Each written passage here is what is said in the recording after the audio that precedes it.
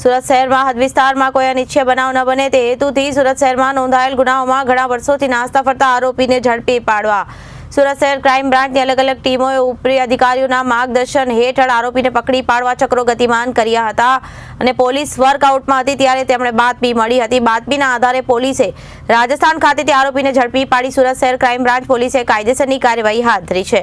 Police workout દરમિયાન સ્કોડાના police માણસોને મળેલી બાતમીના હકીકતના આધારે એક ટીમ રાજસ્થાન ખાતે તપાસમાં મોકલવામાં આવી હતી, જે આગળની ભરવાની, આહોર જિલ્લા અને ઝાલોર તથા જોધપુર ખાતે 3 થી 4 દિવસ વોચ કરી માહિતી એકઠી કરવામાં આવી હતી અને મજકૂર આરોપીની હાજરી અમરાજી ઘાંચી સાચોરમાં છે અને આધારે ટીમ સચોર ખાતે ગઈ હતી અને વર્કઆઉટ કરી હતી અને આરોપીને સાચોર જોધપુરથી જતી બસમાં બેસ્યો હતો. હકીકતના આધારે ટીમે તપાસ કરતા પોલીસે આરોપીને પકડી પાડી કાયદેસરની કાર્યવાહી હાથ ધરી છે.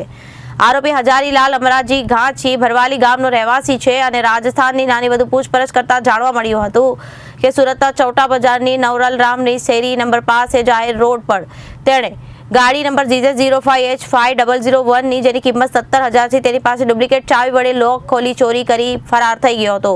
જોકે પોલીસે બાતમીના આધારે આરોપીને પકડી પાડી કાયદેસરની કાર્યવાહી હાથ ધરી છે. Bureau report, Janadesh news.